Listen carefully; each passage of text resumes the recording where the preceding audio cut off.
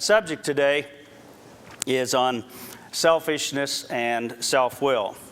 I think there's no personal attribute that is more corrosive and destructive, more completely sinful than selfishness and self-will. Selfishness corrodes attitudes and destroys relationships.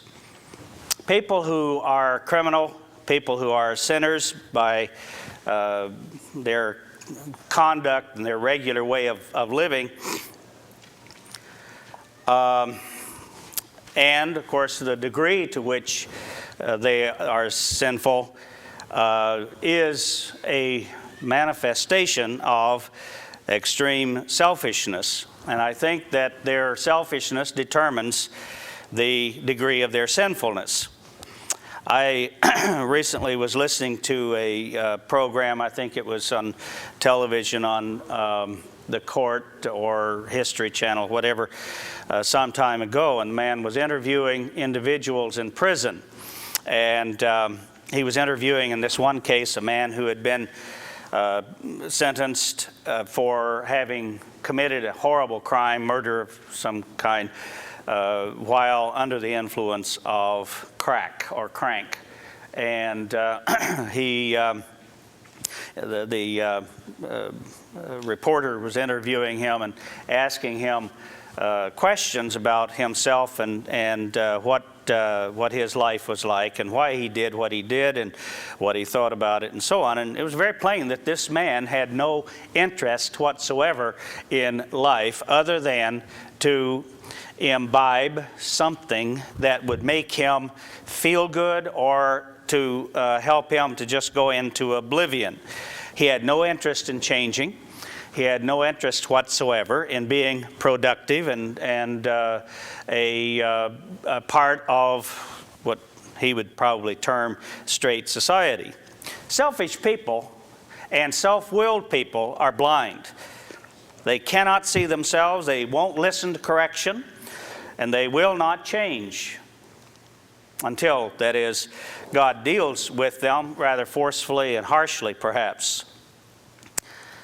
Selfish people may be very religious, and their blindness and the consequences of their selfishness are as corrosive and as destructive as the non-religious.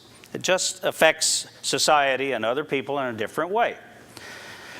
The Apostle Paul is normally viewed not as a prophet, but as the apostle of the New Testament who brought a way which is far more loving, caring, and easy to live by than the prophets of old and the patriarchs.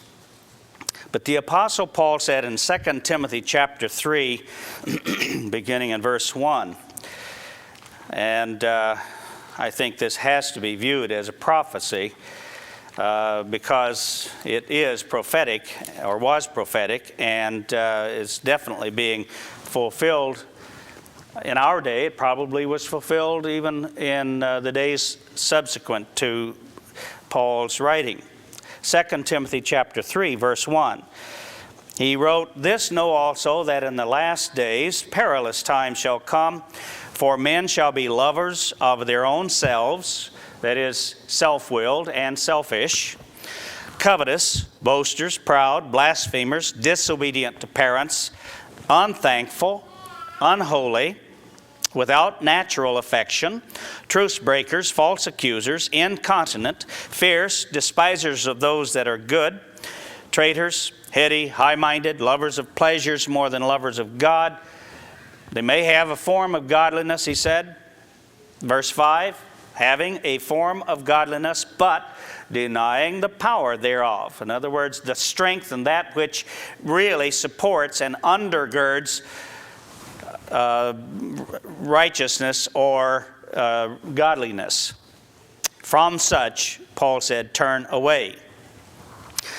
Then the Apostle Paul said some of the things that pertain and follow people, and that spirit and that attitude, which is going to be prevalent on the earth at the end of the age, in the last days, this very perilous age.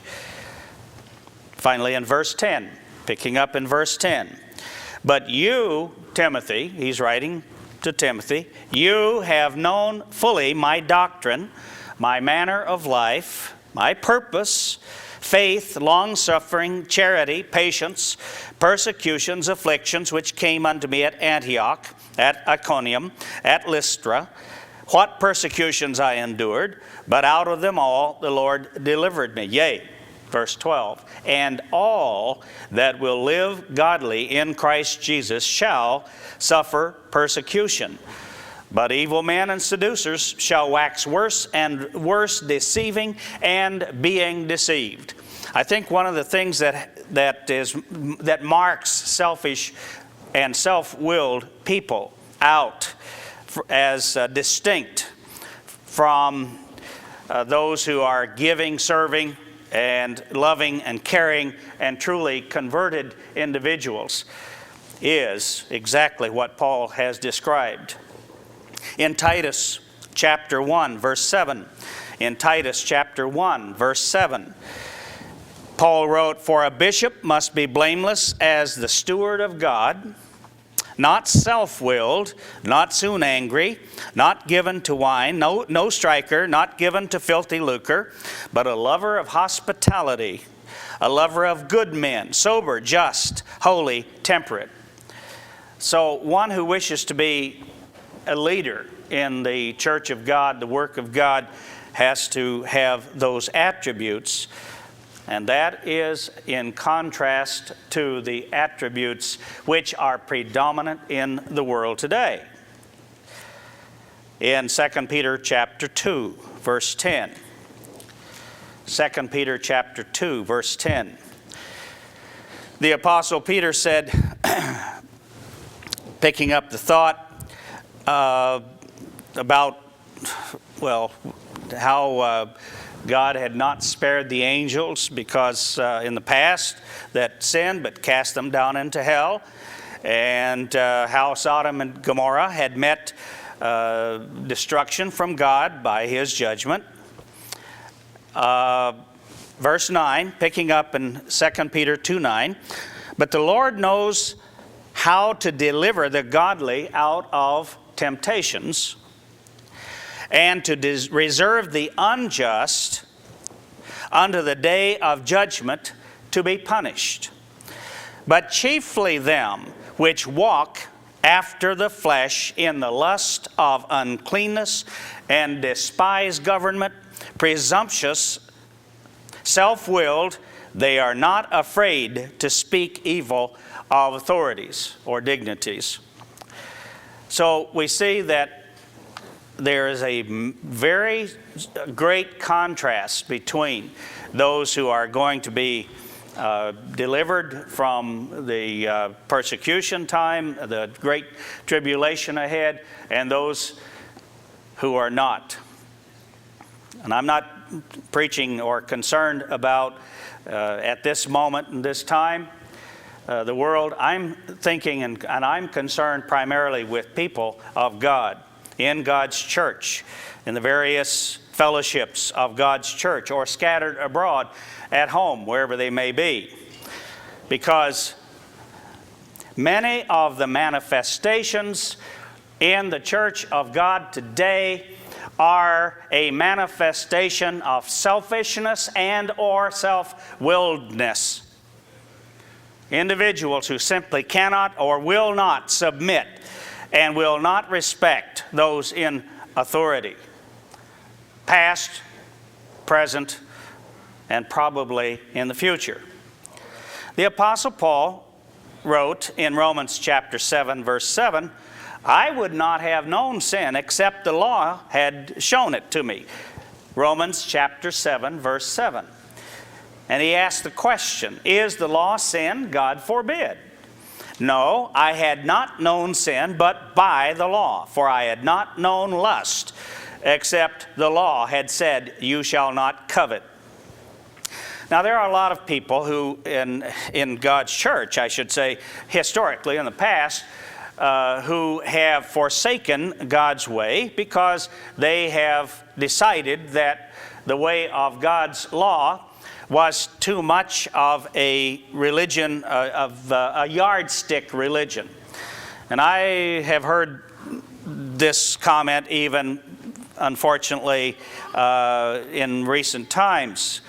And it applies specifically to instances and situations where we have been required of necessity to establish rules, to establish some guidelines and some rules and some regulations. This pertains especially and particularly to our group functions for young people and our teenagers. The idea is that if you tell me how to dress, or you tell me how I am to deport myself at a church function, this is a yardstick religion. And I'm here to tell you that if that's how individuals wish to judge and to determine the religion of God, then they're going to have to say, "I don't accept the way of God and that yardstick which He gave us in Exodus 20. That is the 10 Commandments. Because that is a yardstick. That is a measure by which we live. We deport ourselves and we relate one to another. Now, there's a different point of view in King David, who was a man after God's own heart. Psalm 119 is filled with David's attitude.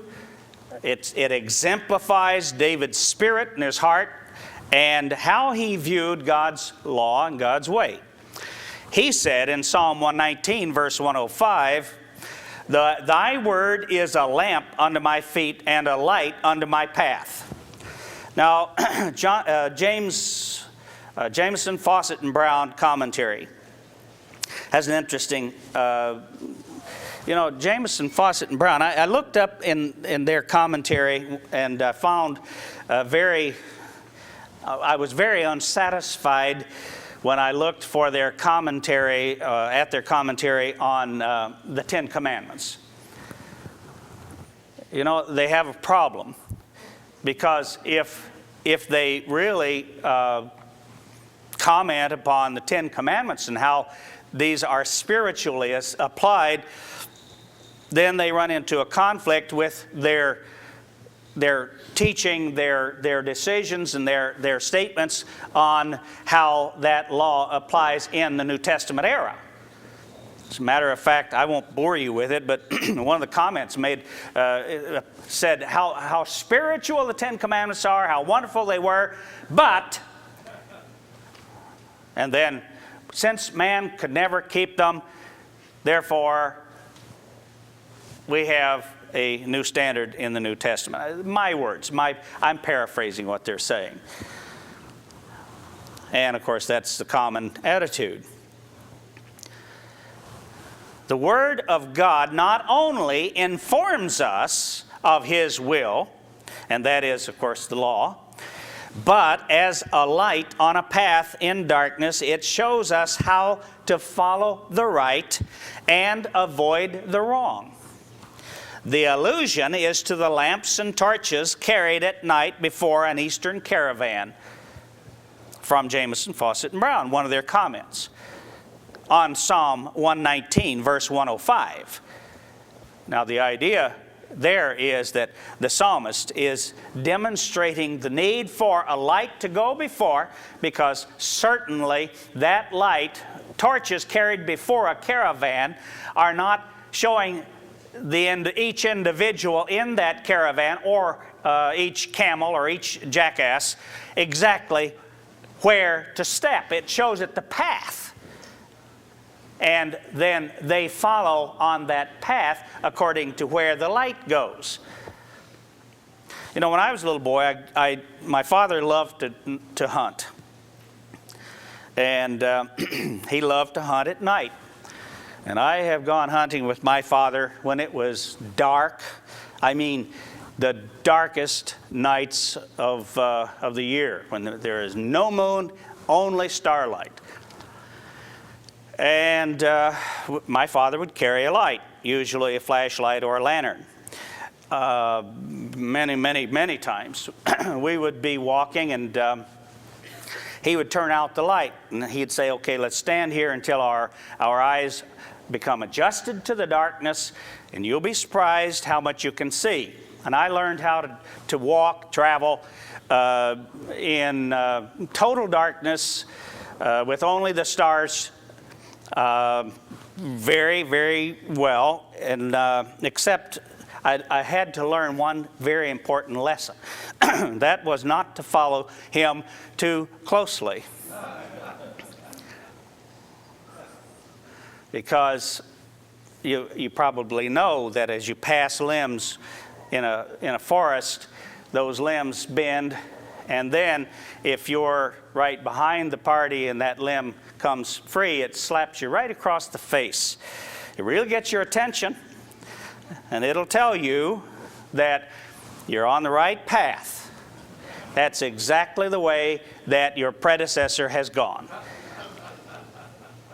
But it also informs you that you may be following a little too closely.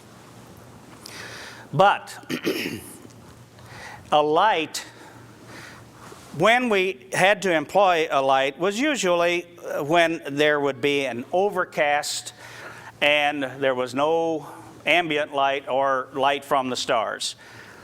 In those cases, then we had to carry a flashlight or a lantern. And in those instances, the light was shined out ahead because you want it projecting away from you and in front of you so that you can see where you're going rather than down at your feet where you're stepping. And that's the way we would travel. I remember one night my father and I were hunting, and fog rolled in, and it was quite not only dark, but also the fog was so thick you couldn't see 2-3 yards in front of you. And after a period of time, my dad said, you know what, I'm lost. I haven't the foggiest idea where we are. Well, that was really encouraging to about a 9-year-old kid. And so I said, well, what are we going to do? And he said, well, we'll just sort of hunker down here. That's a term in the South that means, well, never mind. Anyway, you just stay put for a little bit. And so we just stopped and we sat down, and in a little while the dog treed an animal. And my dad picked up his gun and the light, and he said, let's go. We went to the dog, and when we got to where the dog had treed, he said, I recognize this place. This is such, and so on and so forth. And from then on, he knew exactly where we were, and he knew how to get me home before it was too terribly late. I was in school the next, as you know. The lamp, the commandment is a lamp, and the law is a light, and reproofs of instruction are the way of life. They present to us how to go, how to live. They are, in effect, a yardstick or a measurement of right and wrong for us. Proverbs chapter 6. In Proverbs chapter 6, verse 23, we read that the commandment is a lamp, and the law is light, and reproofs of instruction are the way of life. To keep you, verse 24, from the evil woman, from the flattery of the tongue of a strange woman. Now, a woman, of course, in this case, he is using a physical situation where He's using women of the world who would seduce a young man, or in the spiritual sense, then this is applicable to the false church. The fallen woman, she is referred to in very uncomplimentary terms in the New Testament, which has been referred to earlier.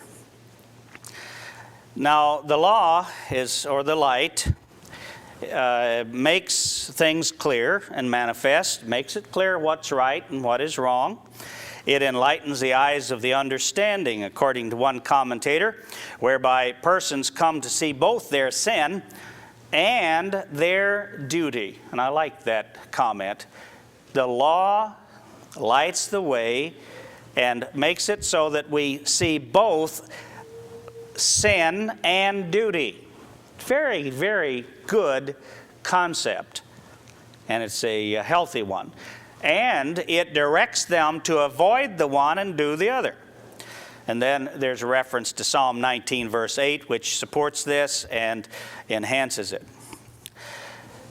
Comment on the phrase, and reproofs of instruction are the way of life. Commentary says, kind reproofs given by parents agreeable to the Word of God, which instruct what should be shunned and what should be performed, when attended to, that is, lived by, put men in the way of an honorable and useful life, and are the means of preserving them from a scandalous and useless one. The law of God is a way that points us so that we are not living a self-serving, self-seeking life, but a productive, giving, serving one.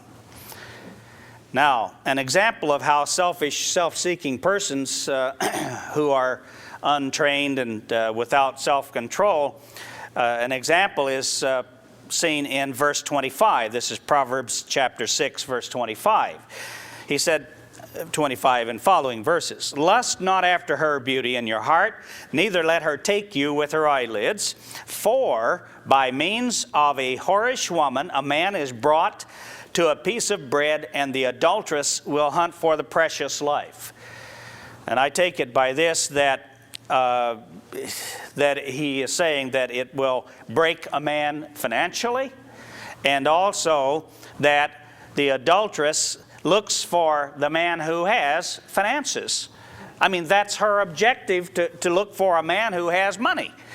Look for a man who has property and take advantage of that which he has.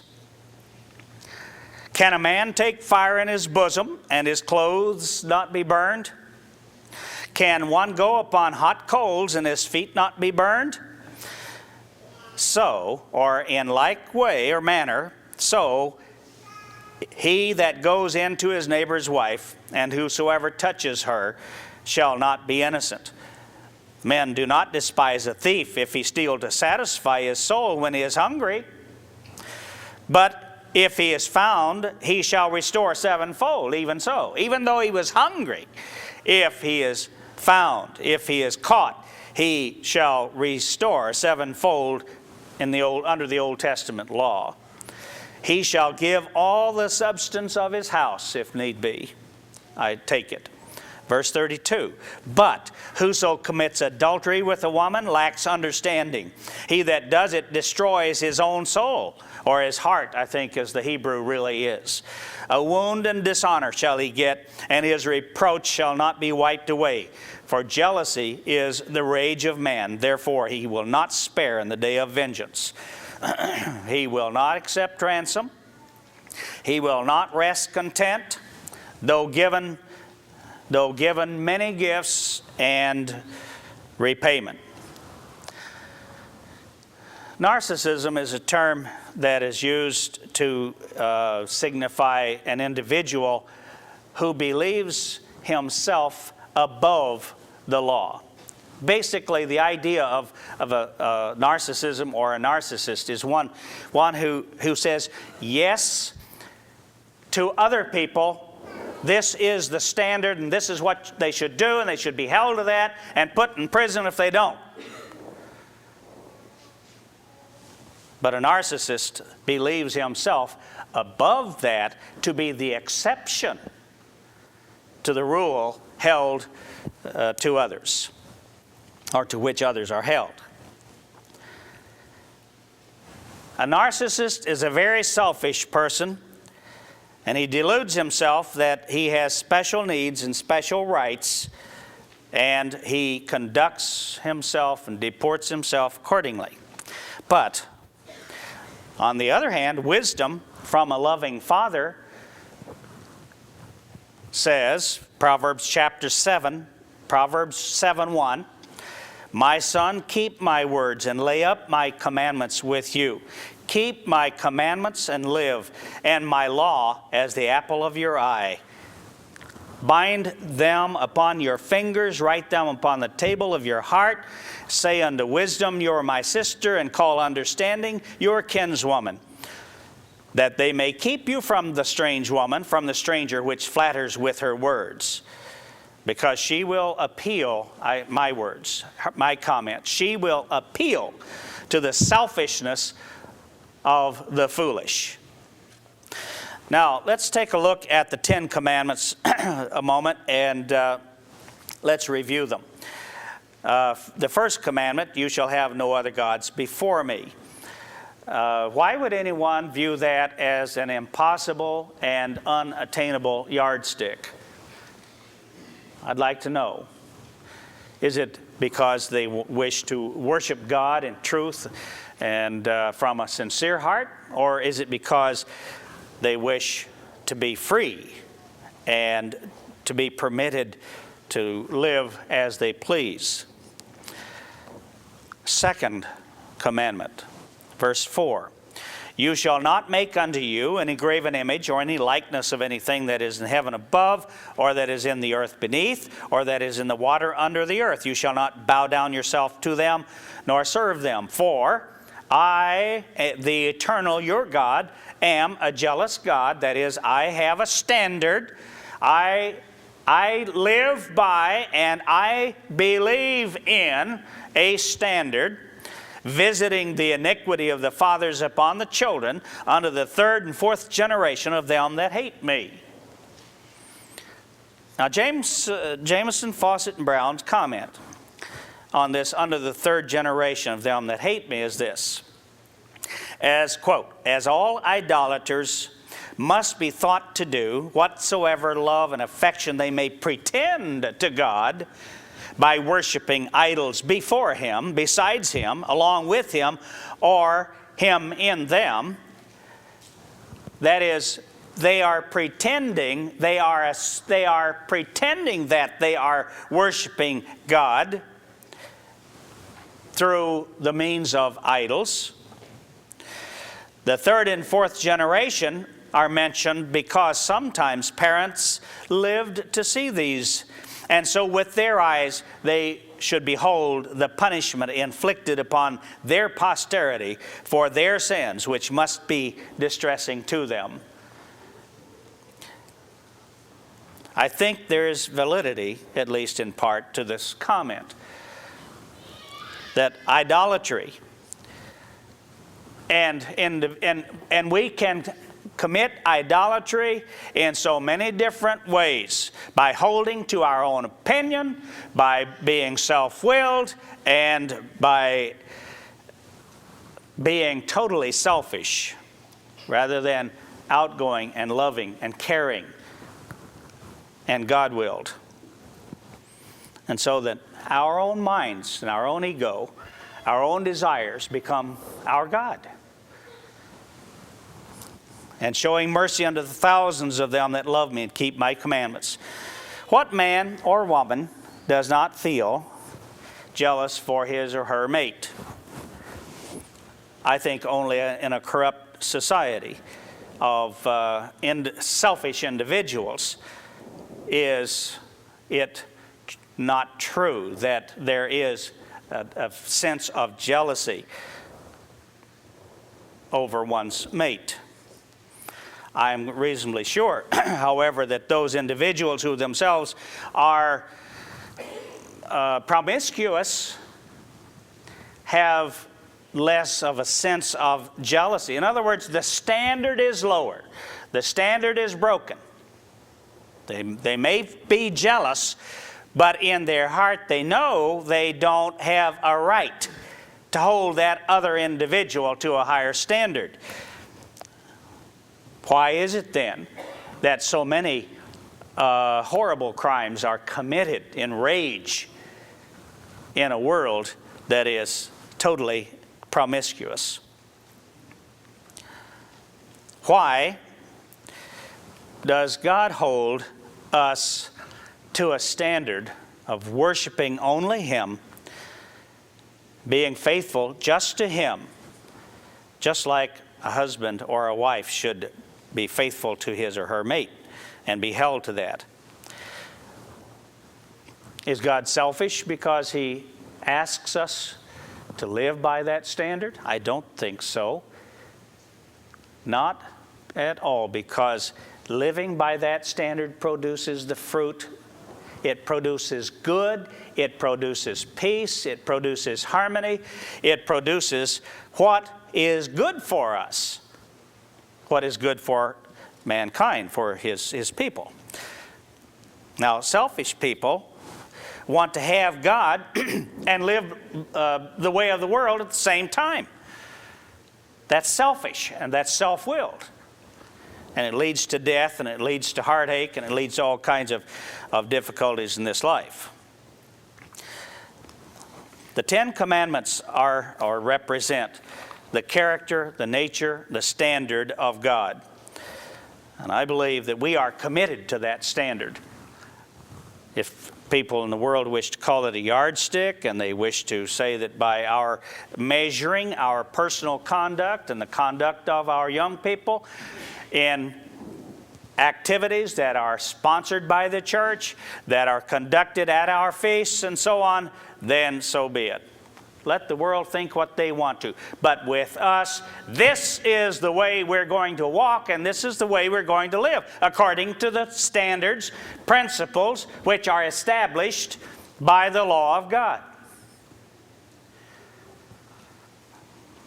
We're to remember certain things. The Sabbath day is an example of that. We're to honor our father and our mother, that our days may be long upon the land which the Lord has given us. You know, when I was a child, I may have mentioned this before, I don't know, I don't think so. I was maybe 4 years old, or 5 perhaps. I had no younger brothers and sisters. My brothers and sisters were all older than I. And so I really felt deprived. I mean, why couldn't Dad and Mom have another little brother for me? So I could oppress and pick on him, you see, like I felt I was. Well, my uncle and aunt, who lived on the next farm down from us, had a baby boy. They had 4 daughters, mind you. And finally, they got a boy. My grandmother was ill at the time, and she had TB, and she was dying. And my mother and my aunt were caring for her in their home. And this little boy came along. So I became babysitter during the convalescence of my grandmother for this little cousin of mine. And you know, I developed a tremendous fondness for him. He was that little brother that I didn't have. And so for years, he was my little brother. He was pampered and he was petted. He was given virtually everything that he wanted. He was not disciplined, and it just would grind my teeth when I would listen to the exchange or interchange between him and his mother, until one day I was playing with him, and it was one Sunday afternoon at his home, and his mother came out and she told him to do something, and he stood up and cursed her to her face. And I mean, it was awful. I was shocked. I'd heard a lot, but that really, really upset me. So she turned and walked away. She didn't correct him. And I said to him, his name, I said, don't ever do that again. Don't ever speak like that to your mother. Because there is a law that says you are not to curse your father and your mother. And if you do, you're going to pay a certain price. I had read it. I had just read it in the scripture not very long before.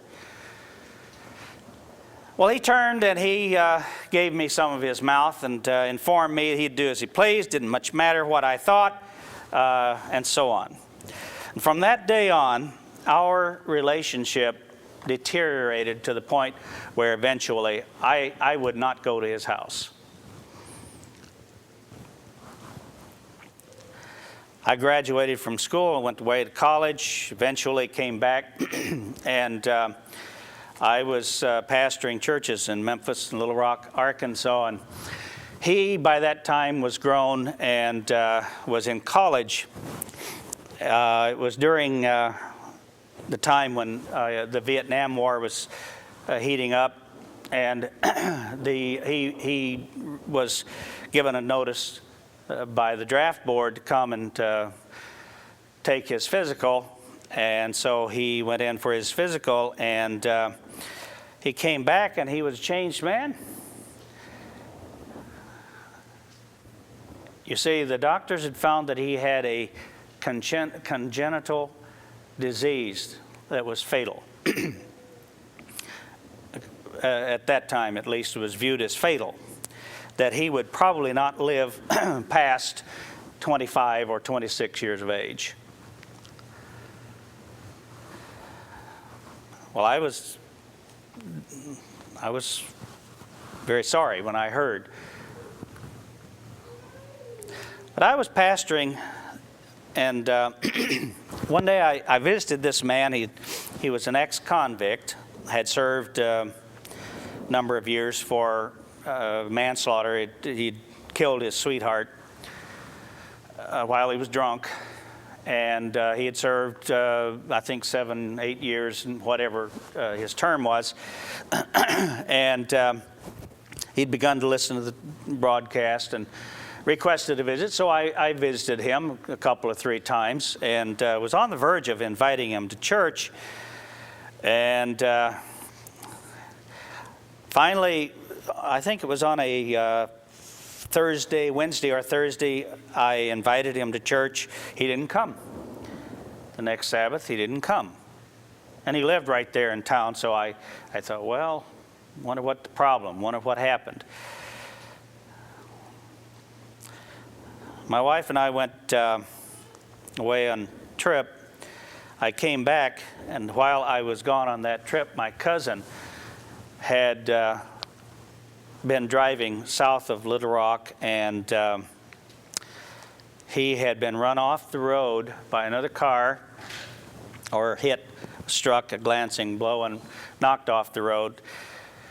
His vehicle went into a power pole and it killed him instantly. He didn't even live to be 25. It was as if there was a sentence of death on him that he could not, or did not, would not be avoided. And I was more grieved and shocked when I learned that the party who was driving the other car was the man I had invited to church a couple weeks earlier. Weird. Unbelievable.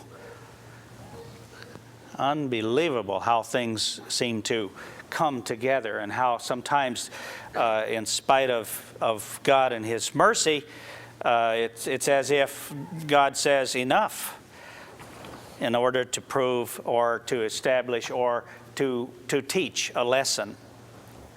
Now, I was very young, and I was very, very hurt over the loss of my cousin. But when I heard the whole story, I was at least comforted to know that he will come up in the resurrection and he will learn, he will know that God's standard is not to be trifled with,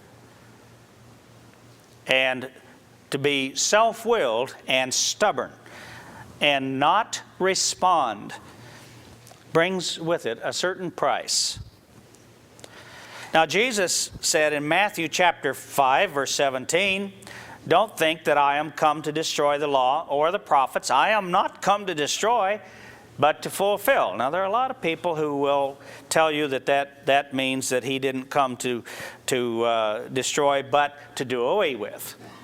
Nailed to the cross, etc. I mean, I'm amazed, honestly. I am amazed at the games that people will play with their own future, with life itself, in an effort to maintain themselves in their own will. Because they have established something for themselves which they will not give up. They are self-willed and they are selfish. They will not be corrected. Jesus said, truly, verse 18, "Till heaven and earth pass, one jot or one tittle shall in no wise pass from the law, till all be fulfilled. Whosoever therefore shall break one of these least commandments and shall teach men so, he shall be called the least in the kingdom of heaven. But whosoever shall do and teach them, the same shall be called great in the kingdom of heaven." Now, you know, we're all teachers of if we have a family. My father and my mother were teachers. They taught us, 8 of us, how to live. They taught us standards. They taught us rules and if you please, a yardstick by which our lives were to be governed. Jesus continued in verse 20, "But I say unto you, that except your righteousness shall exceed the righteousness of the scribes and Pharisees, you shall in no case enter into the kingdom of heaven." Then he said, "You've heard of old time, by them of old time, you shall not kill, and whosoever shall kill shall be in danger of the judgment. But I say unto you that whosoever is angry with his brother without a cause shall be in danger of the judgment. And whosoever shall say to his brother, Raca, shall be in danger of the council. But whosoever shall say, you fool, shall be in danger of hell fire. Therefore," verse 23, if you bring your gift to the altar, and there remember that your brother has aught against you, leave there your gift before the altar and go your way. First be reconciled to your brother, and then come and offer your gift. Reconciliation one to another is very, very, very important. And I think sometimes we assume that the individual who committed the offense has a responsibility to come to us and to in effect apologize and then jump through the hoops. We have no responsibility other than say, yeah, go at it. No, we have a responsibility. When a brother who has offended us has repented and comes to us and in a repentant attitude and a repentant state, we then have a responsibility to reciprocate by forgiving. Proverbs chapter 18. Let's turn back to Proverbs chapter 18, starting in verse 1.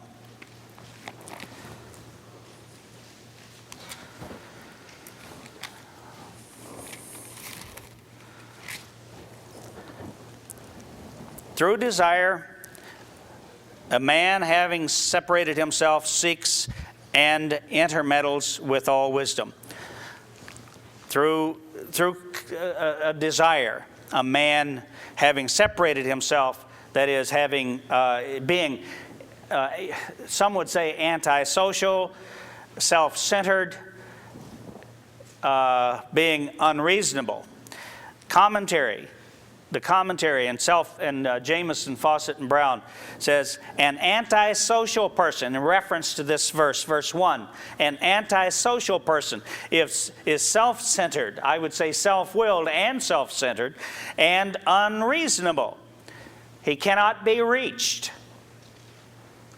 This verse does not describe someone who is merely unfriendly or unsociable, but one who is an enemy of society. Its message is a warning against being a schismatic. The missionist uses this passage to teach the necessity of not separating from the community because people have responsibilities as social beings. The first line of the verse is difficult and complicated by a textual problem. Instead of reading, the one who separates himself seeks his own desires or selfish ends, one translator translates it, seeks his own occasion or his own pretext. Actually, I take it what he is pointing out here is that an individual who becomes exclusive or who wishes to exclude others, either way, is an individual who has a personal problem inside and uses that or this external thing as a pretext for not forgiving, for not responding, for not being willing to bring back the offender. Verse 2, a fool prefers to give his opinion rather than acquire wisdom. Now that's an interesting thought to follow on the first verse. A fool prefers to give his opinion rather than acquire wisdom. One commentator says, he has a closed mind and an open mouth. Love it. By means of antithetical parallelism, we learn what the fool does and does not do. Quote, he finds no pleasure in understanding. Instead of gaining understanding, he loves telling what is on his own mind. He delights in airing his own opinion. To uncover, reveal, betray his own opinion. McCain observes that this kind of person is in love with his own ideas and enjoys spewing them out. This is the kind of person who would ask questions to show how clever he is rather than for the purpose of learning. Proverbs, aren't they beautiful lessons? Aren't they beautiful for us? Because they help us to see ourselves as we probably are seen by God. Philippians chapter 1.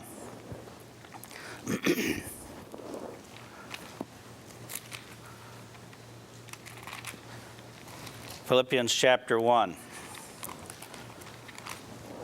And let's start in verse... well, let's see. Let's start about verse... to get the thought, verse 12. Paul said, but I would you should understand, brethren, that the things which happen unto me have fallen out rather under the furtherance of the gospel.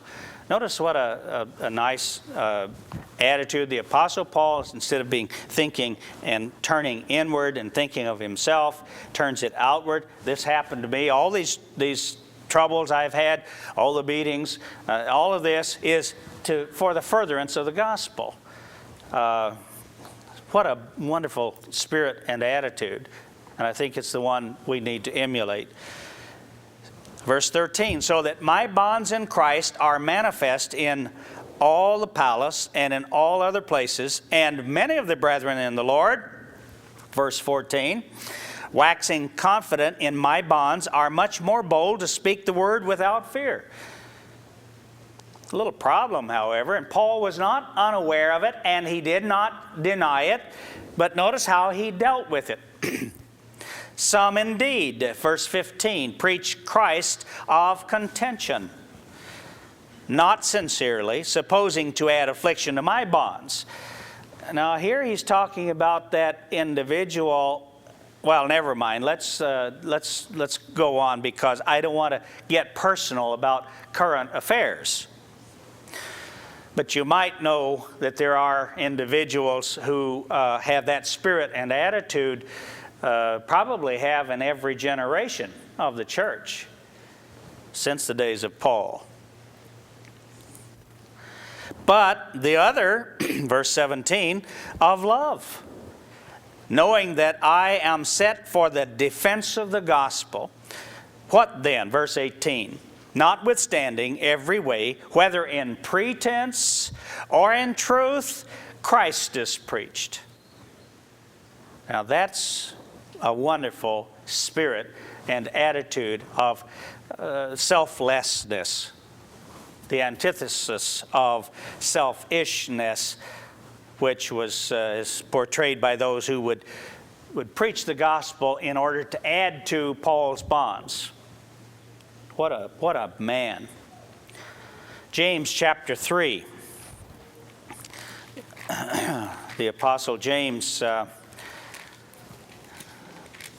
if we start in verse 1, gives a caution here. Brethren, be not many masters or teachers, knowing that we shall receive the greater judgment. It should be. That is, we're held to a certain standard. And masters or teachers are going to be held to a certain standard, knowing that we shall receive the greater condemnation or standard or judgment. For in many things we offend all. If any man offend not in word, the same is a perfect man, and able to also to bridle the whole body. I don't suppose I've ever known a person who is not fit into that category. I think we all cause offense. Sometimes it's a comment that we make just offhandedly. We may respond, and it may be said as far as the intent is concerned, innocently, but we all offend. And that's too bad. And when that happens, then what we read in Matthew applies. Then if there is a problem, then we go to that other individual and we try to work it out, knowing that that is very important in our reconciliation with God, in our approaching God in a true and proper spirit. He said, we put bits in horses' mouths that they may obey us, and we turn about their whole body. Behold also the ships, which though they be so great, and are driven of fierce winds, yet they are turned about with a very small helm, whithersoever the governor listeth or desires. Even so the tongue is a little member, and boasts great things. And behold, how great a matter a little fire kindles. And the tongue is a fire, a world of iniquity. So is the tongue among our members, that it defiles the whole body, and sets on fire the course of nature, and it is set on fire of hell. What we say, what we do, how we deport ourselves among ourselves is going to, it will just happen that it will cause offense. I guarantee you. This is what happens when we all get together. When I was a child, I think my school consolidated when I was in, I must have been about 9 or 10 years of age. I started school in a one-room country schoolhouse with 6 grades. And there was a consolidation effort, and so I was brought into a larger school. I remember so well the teacher and the what I guess you'd call orientation, when those of us who brought in from the outlying schools, the little one-room country schools, when we were all together, she taught us a little song. And the idea was to help us to all integrate and come together and get to know each other. You probably all have sung it or heard it too. The more we get together, the more we get together, the happier are we. For your friends are my friends, and my friends are your friends. The more we get together, the happier are we. Didn't happen. It didn't happen. There were more fights on the school ground that first year because we got together. And there was hostility and opposition from what we call the town boys, the town kids, and those of us who were from these outlying country schools. It took us at least one full term in order to sort out who was on top and who was in the middle and who was on the bottom. You know, the pecking order. And I'm not sure we got it all resolved because it was still, some of that was still going on my senior year. At least on my part it was.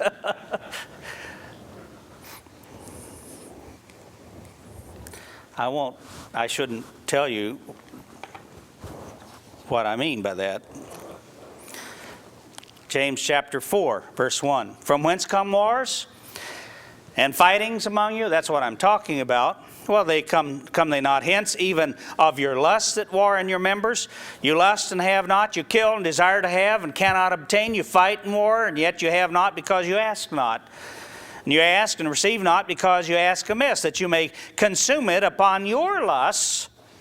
And so this is what, again, this gets us back to the problem that we have is selfishness, and self-will. We have ideas, we have opinions, we have beliefs of what is right and what is wrong, and how we should deport our lives, or at least how the other guy should deport his. And so therefore, unfortunately, we air those opinions and we begin to have wars and strife, even within the church.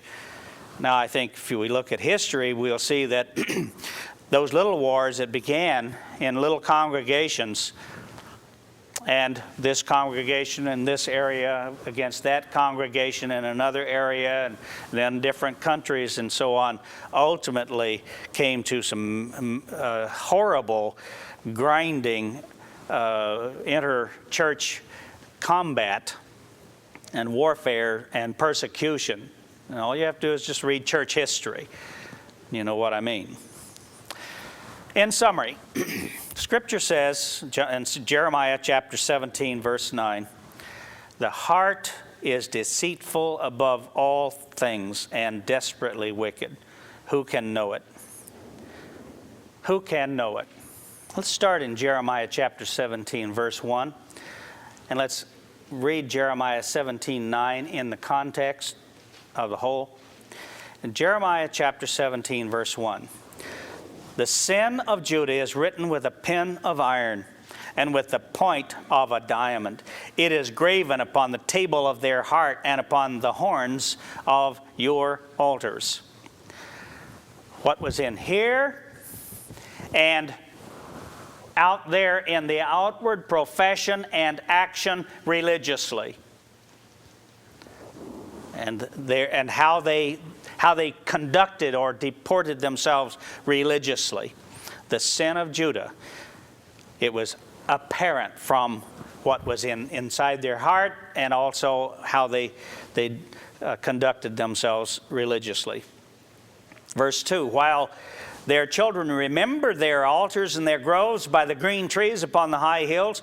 My mountain in the field, I will give thy substance and all your treasures to the spoil, and your high places for sin throughout all your borders. And you even yourself shall discontinue from your heritage that I gave you, and I will cause you to serve your enemies in the land which you know not, for you have kindled a fire in mine anger which shall burn forever. Thus saith the Lord, Cursed be the man that trusts in man, and makes his flesh his arm, and whose heart departs from the eternal.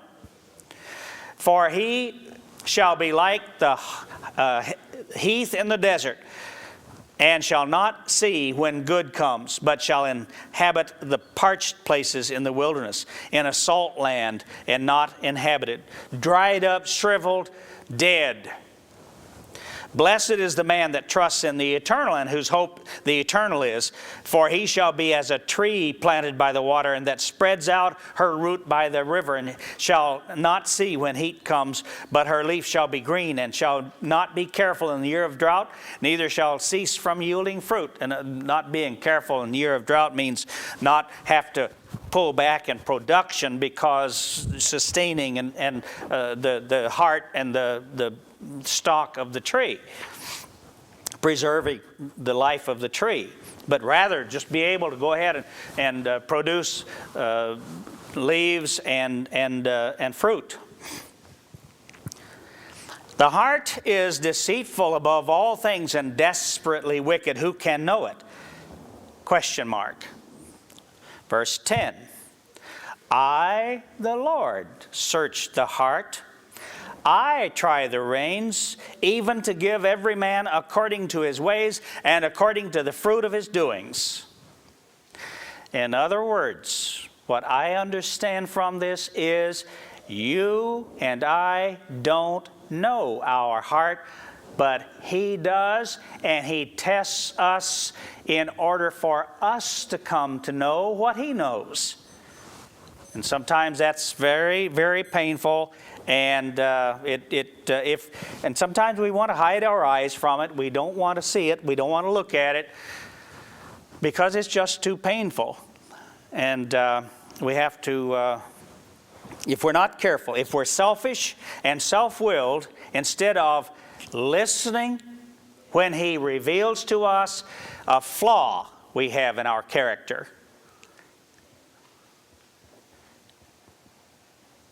if we won't listen, then it continues, and He has to show us again and again. Because His objective is for us to come to see ourselves as He does, and the objective is, on His part, is to be able to give us rewards. That is His objective, to give us rewards, to give us a position in His kingdom, to use us for all eternity, serving other people and for good. Yes, God knows our heart. And in this life, God is showing us by the trials and tests that we have, He's showing us our hearts. But selfishness is central to the carnal nature. That's natural. Looking after and thinking about the self is just natural. Some of us were blessed in that our parents and the circumstances of our formative life, our early years, was such that we began to be disciplined and to share. Growing up in a family of 8, I had to learn to share. They had to learn to share. Each new child that comes along takes away some from the others earlier, or at least it takes away some of the attention and the time of the parents. My mother was most remarkable giving and sharing and serving person, I think, I've ever known. I could tell you stories all day long of the sacrifices my mother made. And many of them, if not most of them, were never known by the majority of the family. The personal sacrifices she made were probably only known to her and perhaps to my father, because we children were oblivious. This is quite likely true in most homes, I suppose. But along with that, she also, because of necessity, taught us to share. When I was a child, probably 12, 13, I had wanted a denim coat. You remember those beautiful Levi denim jackets that I wanted one of those for I don't know how long. I finally got it one fall. I got my beautiful denim coat. And I was so proud of it. I never wore that. I hung it in the closet because it was a little too early for to need it. And I wanted to preserve that coat for later in the fall. It was cotton picking time. And a mile or so down the road, a neighbor's house caught fire while they were picking their cotton. Some little kids were at home and set fire to the house, and it burned down. They lost everything they had. The kids got out, thankfully, but they lost everything. They got nothing out of the house. By the time they got there, it was just too far gone. And so there was a collection for the family, large family, a collection for clothing, to clothe these kids. Guess where my coat went? And to this day, I have never owned another denim coat. Someday I'm going to buy one. But every time I think of a denim coat, I remember the fire. And I'd hate, like everything, for one of you to have a fire and I'd have to give you my denim coat a second time. I'm not sure I could live through that. The anguish, the pain of giving away my denim coat a second time would all perhaps just be too much. You know, Christ in Luke, Luke's parallel account to Matthew, Matthew 5, 6, and 7, the Beatitudes. Luke's parallel account makes a slight difference that I wonder, and I think is insightful and perhaps significant for us. I'm going to end with it. In Matthew 5, let's see, what is it? Matthew 5:48, isn't it? It says, "Be ye perfect as your Father which is in heaven is perfect." I think that is, we understand that to be more accurately translated, "Become ye perfect." Well, Luke chapter 6, let's see. Yeah, Luke chapter 6 is the parallel account to this. And he said in verse 30, let's pick up in verse 32. "And if you love them which love you, what thanks have you? For sinners also love those that love them. And if you do good to them which do good to you, what thanks have you? For sinners also do even the same. And if you lend to them of whom you hope to receive, what thanks have you? For sinners also lend to sinners to receive as much again. But," verse 35, Christ's teaching, "love you your enemies, and do good and lend, hoping for nothing again. And your reward shall be great, and you shall be the children of the highest, for he is kind unto the unthankful and to the evil." Verse 36, "Be ye therefore merciful, as your Father also is merciful." Be filled with mercy, as your Father is filled with mercy. That is as far as you can go in the opposite direction of self-will and selfishness. The whole objective of this life, that I believe that God is what He is doing in our lives, is to help us to understand what we are, who we are, what is inside, to show us our heart, and then to help us to grow and to overcome the natural carnal inclination to look after the self, be concerned about the self, rather to be giving, loving, and serving, and outgoing. In the International Standard Bible Encyclopedia, the little article on self-will, I will close with, found once in the Old Testament, the word self-will, it's Genesis 49:6. It pertains to what was done by two of the sons of Jacob. And of course, there were certain consequences that flowed from that when Jacob was inspired by God to proclaim what would be their inheritance and what would come to them downstream. The idea is found twice in the New Testament in the sense of pleasing oneself, not self-willed, not soon angry, and I think we read that in Titus 1:7. And individuals who are self-willed and tremble not to rail at dignities in Peter, 2 Peter 2:10. In all these texts, then, comment in the International Standard Bible Encyclopedia, in all these texts, it stands for a false pride, for obstinacy, for a pertinacious adherence to one's will or wish, especially in opposition to the dictates of wisdom or propriety or the wishes of others.